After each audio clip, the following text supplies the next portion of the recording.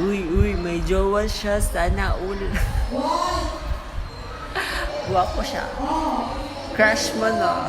Well, di ako naniniwala. Ako din, crush ko siya. Sorry.